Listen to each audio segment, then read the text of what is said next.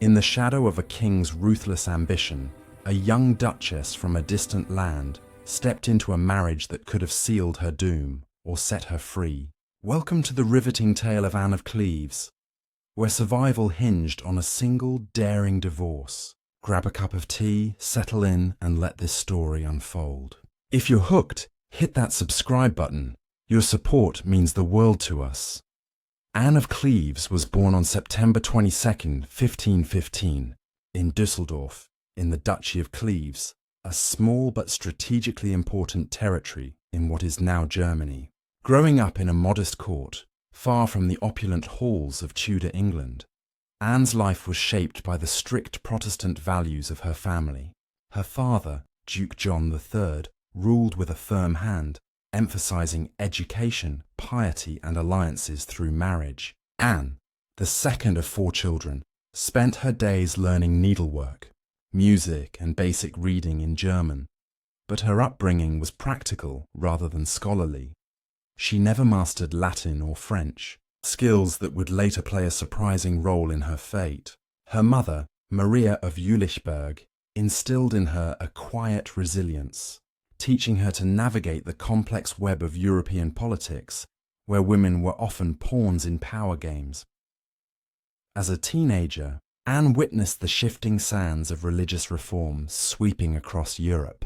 The Protestant Reformation was in full swing, and Cleves positioned itself as a moderate Protestant state, avoiding the extremes of Luther's firebrand teachings. This balanced stance made Anne an attractive prospect for alliances, especially as her brother William ascended to the dukedom after their father's death in 1539. Whispers of potential matches filled the air, but none could foresee the whirlwind that awaited when England's infamous King Henry VIII set his sights on her.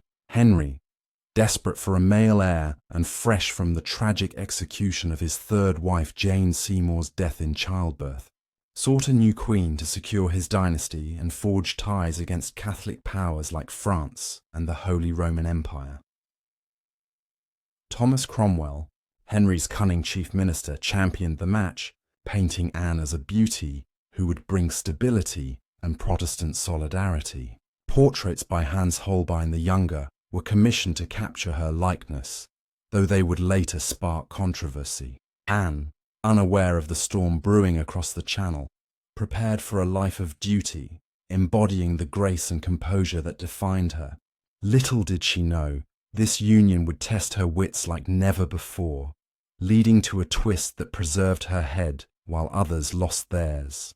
In the crisp winter of 1539, Anne set sail from Cleves, her homeland fading into the misty horizon as she embarked on a voyage that would forever alter her destiny. Accompanied by a retinue of over 200 attendants, including ladies-in-waiting and diplomats, she braved the choppy North Sea, her ship battling fierce storms that delayed her arrival.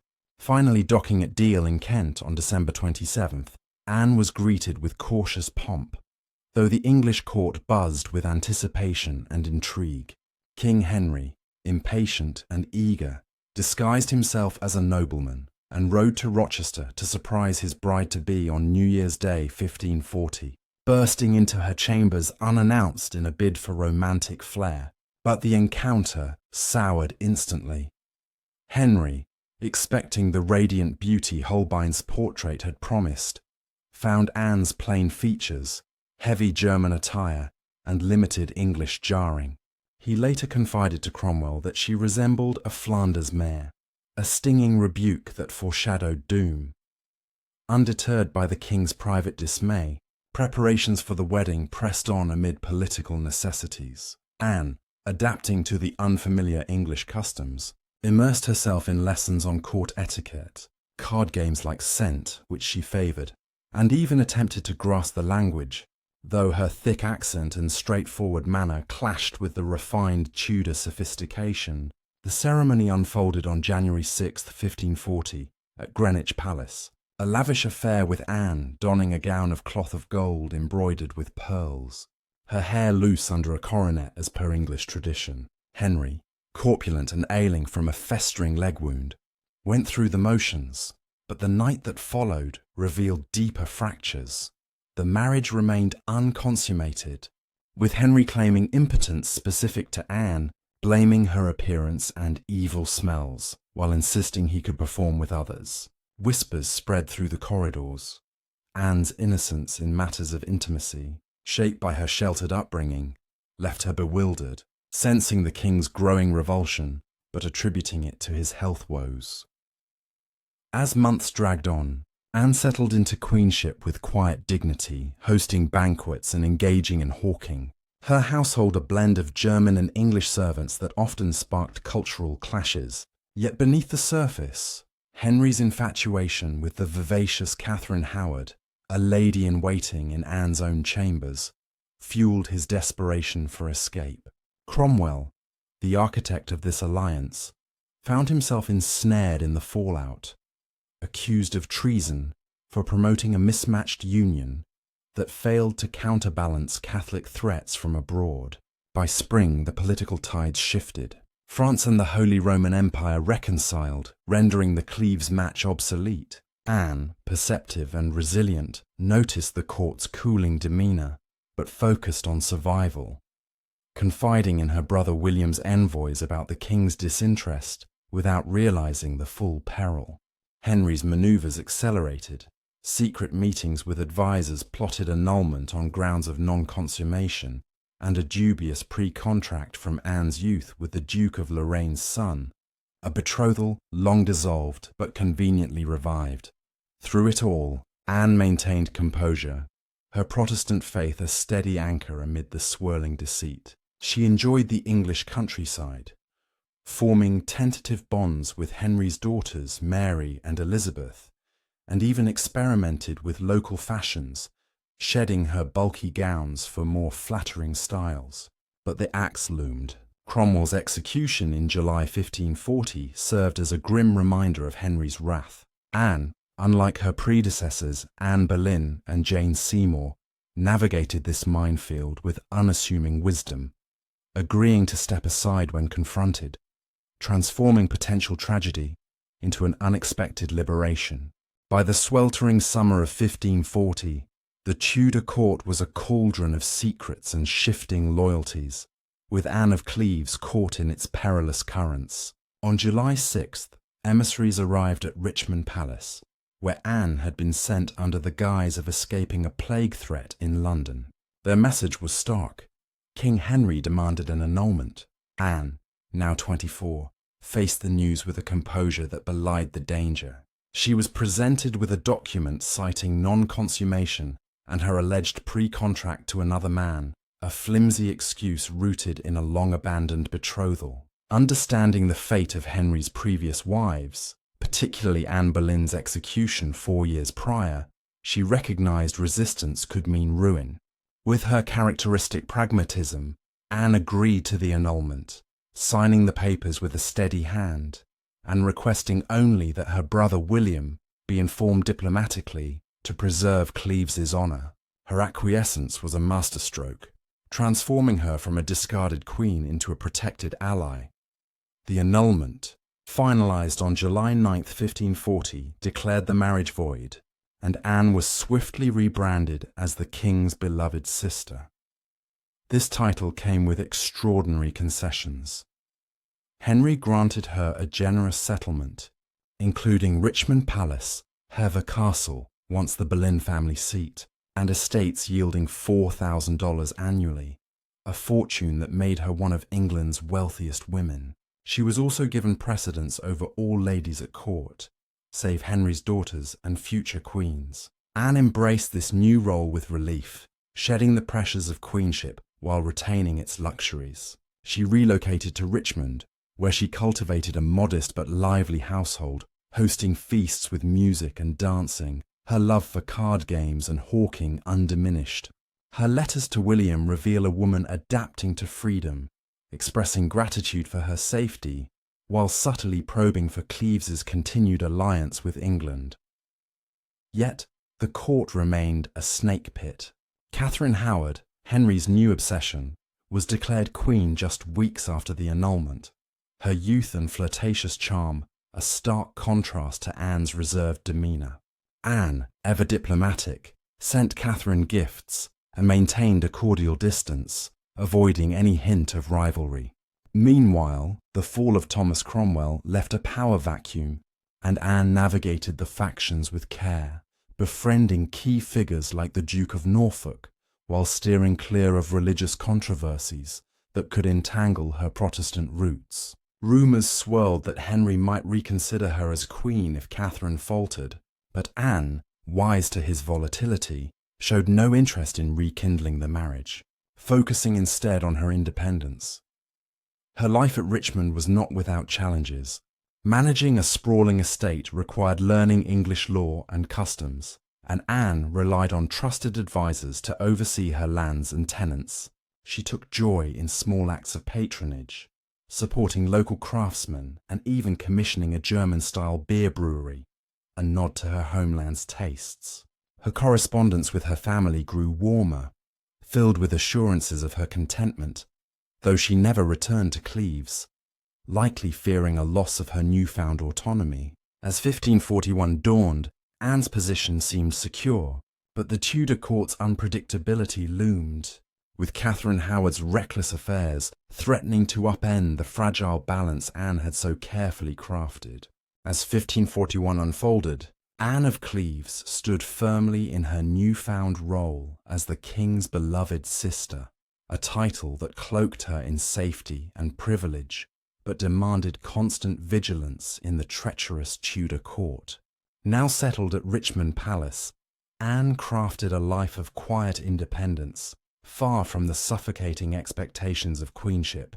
Her days were filled with the rhythms of a wealthy noblewoman's household, managing estates, hosting banquets and indulging in her love for music, hawking and card games like Cent, which she played with a competitive streak that delighted her guests. Her annual income of 4,000 thalers, equivalent to millions today, allowed her to maintain a retinue of over 50 servants, blending English and German attendants who brought a unique fusion of cultures to her table. She savoured the freedom to wear lighter English gowns, embroidered with intricate patterns, moving away from the heavy, fur-lined dresses of Cleves that had once marked her as foreign.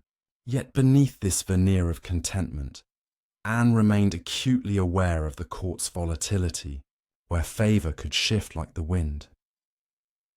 The annulment had not only spared her life, but elevated her status in ways few could have predicted. She owned properties across England, including the storied Hever Castle, its rose gardens and oak-panelled halls a far cry from the austere Dusseldorf court of her youth. Anne took to estate management with a practical mind, overseeing tenant disputes and crop yields while ensuring her household ran smoothly. Her letters to her brother William, now Duke of Cleves, reveal a woman balancing gratitude with diplomacy, assuring him of her security while reinforcing the strategic alliance between Cleves and England. She sent gifts of English lace and hunting dogs to her family, maintaining ties without risking a return to Cleves, where she might lose the autonomy she now cherished.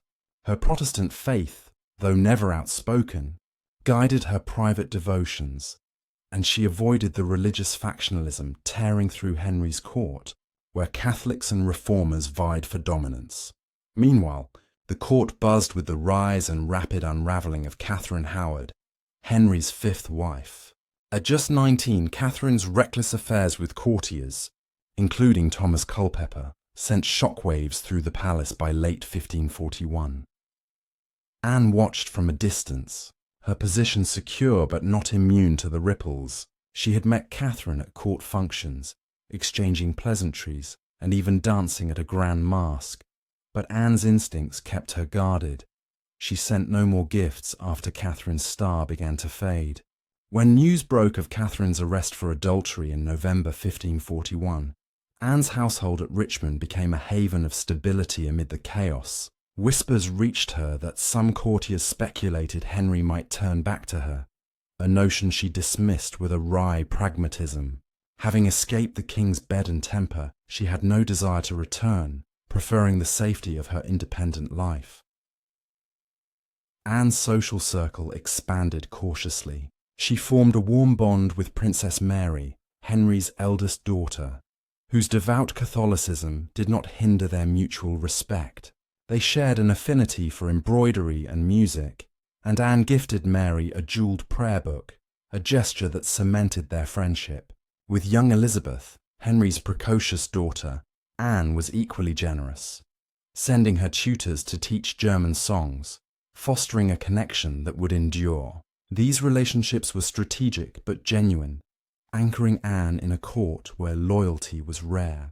She also cultivated ties with powerful nobles like the Duke of Suffolk, whose wife was a close friend of Catherine Howard, ensuring Anne stayed informed without being drawn into scandals. Her life was not without challenges. Managing vast estates required navigating complex English laws, and Anne relied on stewards to handle legal disputes, such as a tenant's claim over grazing rights in Kent. She took pride in her brewery, producing German-style ale that became a local favourite, and her kitchens churned out hearty dishes like roasted venison and spiced custards, blending Cleves and English flavours. Yet the shadow of Henry's court loomed. The execution of Catherine Howard in February 1542 sent a chill through England, a grim reminder of the fate Anne had narrowly escaped. As Henry mourned his pride more than his wife, Anne quietly strengthened her position, hosting feasts that drew minor nobles and diplomats, reinforcing her status as a respected figure. Her survival hinged on her ability to remain unobtrusive yet indispensable, a delicate balance that would face new tests as Henry's gaze turned toward his sixth and final wife. As the spring of 1542 bloomed across England, Anne of Cleves stood at the pinnacle of her carefully crafted independence, her life a testament to resilience in the face of a king's whims. Now 26, she had transformed from a foreign duchess into one of the most secure and affluent women in England, her status as the king's beloved sister shielding her from the deadly intrigues that had claimed Catherine Howard. Residing primarily at Richmond Palace, with occasional retreats to Hever Castle or her other estates, Anne cultivated a life of comfort and quiet influence. Her household buzzed with activity, servants tending to sprawling gardens, kitchens preparing feasts of roasted pheasant and honeyed tarts, and musicians filling the air with lutes and viols. Her love for German-style ale led her to expand her brewery, its barrels a popular gift among local gentry, while her skill at card games and hawking endeared her to visitors who marvelled at her unassuming warmth. Yet beneath this serene exterior, Anne remained ever watchful, knowing the Tudor court's stability was as fleeting as a summer storm. Henry VIII, now in his early 50s, was a shadow of his once vigorous self, his health deteriorating from a festering leg wound and his temper growing ever more erratic. The execution of Catherine Howard had left him sullen, and by July 1543 he married his sixth wife, Catherine Parr, a scholarly widow whose calm demeanour and Protestant leanings mirrored Anne's own temperament. Anne, ever diplomatic, sent Catherine a finely embroidered tablecloth as a wedding gift, a gesture that maintained her cordial ties with the new queen. Unlike her predecessors, Catherine Parr posed no threat to Anne's position, and the two women occasionally exchanged letters, discussing shared interests like gardening and religious texts.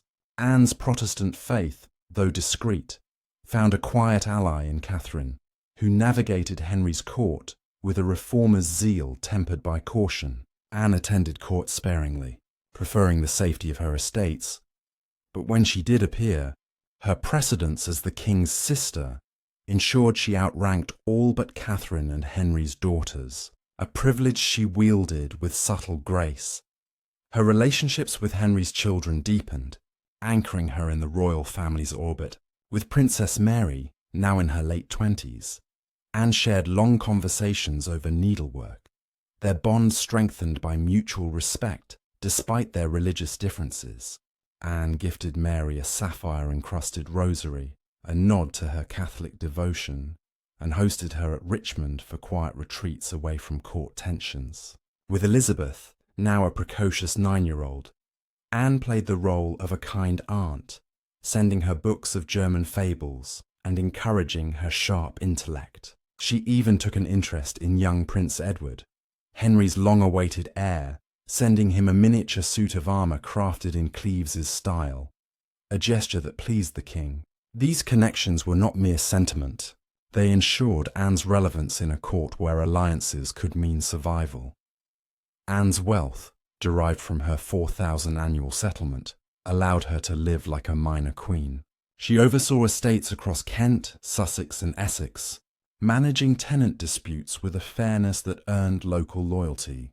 One record notes her resolving a boundary feud in Bletchingley by granting both parties extra grazing land. Her household accounts reveal a woman who balanced extravagance with pragmatism. She purchased silks from Antwerp and spices from Venice, but also invested in local wool production, boosting her income. Her German roots remained evident in her love for hearty dishes like braised pork with caraway, which she introduced to English guests, and her patronage of a Cleves-born painter who adorned her halls with pastoral murals. Yet, she fully embraced English life, mastering the language enough to jest with courtiers and adopting fashionable gowns with slashed sleeves, a far cry from the heavy attire that had once disappointed Henry. The spectre of Henry's court, however, never fully receded. In 1544, as England waged war against France, Anne's brother William faced his own struggles in Cleves, clashing with the Holy Roman Emperor over territorial claims. Anne, ever the diplomat, sent discreet letters urging William to avoid antagonizing Henry, whose alliance remained vital. Her foresight preserved Cleves' standing, and Henry, in a rare moment of warmth, sent her a ruby ring as thanks for her loyalty. When Henry died on January 28, 1547, Anne mourned privately, aware that his passing marked the end of an era that had both threatened and enriched her. Under the new reign of young Edward VI, guided by Protestant regents, Anne's position remained secure, her estates untouched, and her status as a royal sister unquestioned. As years passed, Anne's life grew quieter but no less fulfilling. She never remarried, cherishing her independence over the risks of a new alliance. Rumours of suitors, including a minor German noble, surfaced but were gently rebuffed. She had seen too much of marriage's perils. When Edward VI died in 1553, Anne supported Mary's ascension, attending her coronation and offering a silver chalice as a gift. Under Mary's Catholic reign, Anne's Protestantism was a minor concern, her neutrality ensuring her safety. When Elizabeth became queen in 1558, Anne's bond with her paid dividends. Elizabeth invited her to court, where she was honoured as a living link to the Tudor past. Anne's health began to decline in 1557, likely from a lingering illness, possibly cancer, as suggested by her complaints of fatigue in letters to William. She died on July 16, 1557, at Chelsea Manor, aged 41, surrounded by loyal servants and her beloved hounds. Her will distributed her wealth generously, jewels to Elizabeth, lands to her stewards, and funds for local poorhouses. Buried in Westminster Abbey with the honours of a princess, her tomb's simplicity reflected her unassuming nature. Anne's legacy was not one of tragedy, but of triumph. A woman who turned a discarded marriage into a life of wealth, influence, and survival, outliving the king who spurned her. Her story, often overshadowed by flashier Tudor dramas, is a quiet ode to cunning and resilience. If you've been captivated by Anne's journey, please like, comment, and subscribe to our channel. Your support means everything to us. Share your thoughts below. What do you admire most about Anne's story? Let's keep the conversation going.